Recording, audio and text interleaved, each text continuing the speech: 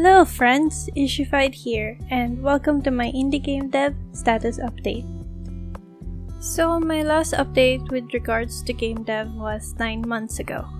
So many things have happened since I last updated that I swear it has been a freaking hurricane.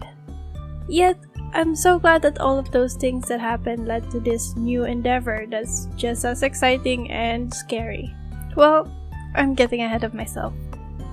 After my second devlog, me and Totodile, my programmer back then, entered a hiatus. Totodile started getting into YouTube and streaming, so he's got his hands full. I also got a little busy with my day job, so the development of Moon Eater was paused. A few months after that, I started to get frustrated with my day job. It's not their fault, I love the company that I was in, but I got a taste of the indie game dev life and I craved it. I understand that my job would have been a dream for some, maybe, not to mention we had little bits of personal IP work. But the company was majorly an outsourced game development company and I really wanted to focus on my own creative stories. I wanted to build something from the ground up, make all the mistakes that comes with doing that, then learn, and then iterate. So on September 2019, I quit my day job.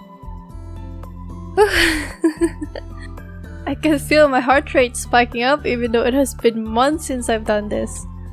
I've done my homework. I've done a bit of market study and from my opinion, there is no reason I should think that I could succeed here. I mean, so many people have failed in what I'm about to do and I follow Thomas Brush. If you don't know him, he made an indie game called Pinstripe. He's working on another indie game called Neversong and he's been doing indie games on YouTube for a while. He has a sizable following. He himself told people not to quit their day job before going indie. Don't quit your job. But I believe I'm in the prime age for making mistakes. If I start something and it does not pick up, I can still return to something comfortable. If 5 years from now, I look back and I haven't at least tried doing the thing that consumes my mind the most, I know in the depths of my heart that I am going to regret it. To be honest, 4 months later, my anxiety is giving me some doubts, but I still strongly believe in this. I push forward because this is the one adventure that is all mine. Nobody convinced me to do this, nobody pushed me to do this, nobody told me that this is going to lead to success. It's my grand experiment. Personal aspirations aside, if you heard the month a while ago, now you may be thinking, Ishi, that was 4 months ago. What the hell have you been doing since? Well, October 2019, I decided to do a little side project and to do a little bit of collaboration with a friend and my brother. We joined a month-long game jam with the people at Dev Talk Plus. The game jam is called Spooktober. We made a supposedly short horror visual novel. I did the writing and the character sprites. My brother made 3D models for the background since he is more of a 3D modeler than a 2D artist. And my friend edited the 3D renders and made background composites to make the game look very anime. And the result was awesome. The visual novel game we made is called Bliss Cafe. We wanted to create this illusion of a cute, wholesome maid cafe story and pull the rug under the players and give them an eldritch horror experience in visual novel. Honestly, I learned a lot from that experience. Mainly that having a workspace where I can see other people working with me really gives me more motivation than just working alone in a quiet room. My brother visited my studio a few times to work on the game with me and it was a blessing. Compared to when I was working mostly alone for Moon Eater, since Totodile is in a different island. If you want to play the game, I'm going to drop a link in the description below, but be warned, we haven't touched this project since October. The game is definitely not finished and we're gonna have to come back to that at some point. We're not done yet, that was just a month of progress. So, November. I was riding that high of having just finished the project. I got all the time in the world, so I was psyched to get back to Moon Eater, my beloved first indie baby. Then, boom. Heartbreak. Well, not really heartbreak, but this is one of those events that really forced me to pivot.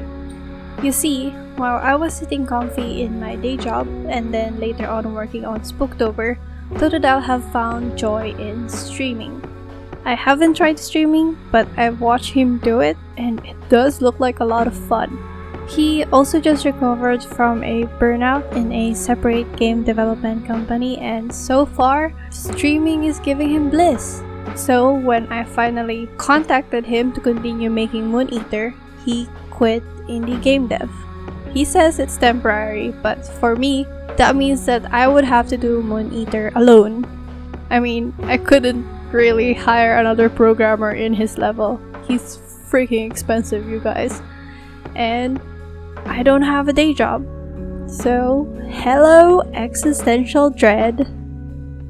This is the thing that consumed most of my days from November to December.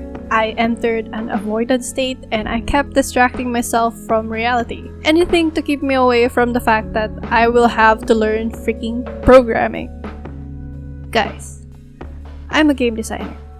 I also happen to hail from a game development course. I know a little bit of programming, but it's been so long since I've actually programmed a software from top to bottom that most of those knowledge have melted away into my subconscious, probably replaced by some other convoluted adult skill.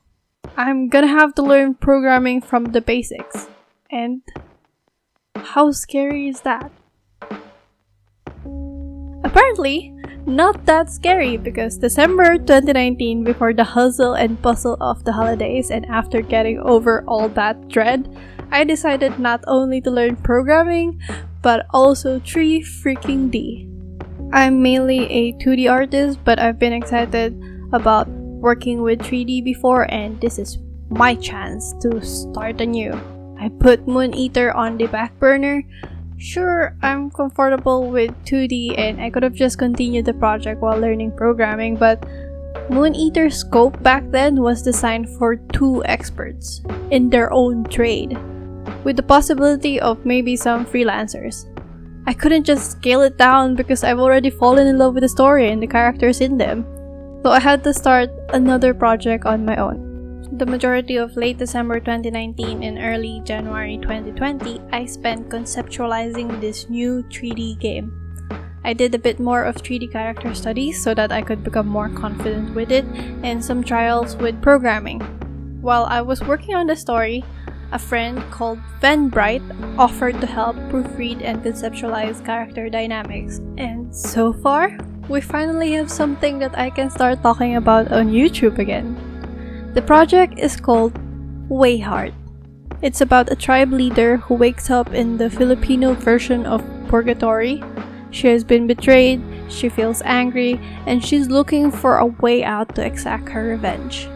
Just like in Moon Eater, I wanted to showcase Filipino folklore and a bit of the Filipino pantheon. So in her journey, she would meet various Filipino gods, either out to aid her or to stop her.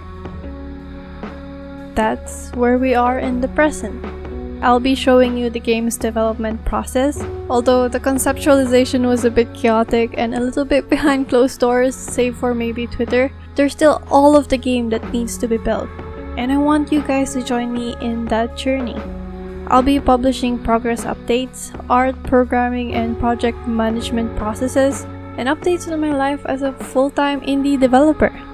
I also want to find a way for you guys to be able to influence some parts of the design. For example, I'd show you 2 concepts for enemies and you could maybe vote which one feels more ferocious. That's why I'm looking into opening a community Discord so you can get live updates on what we are currently working on.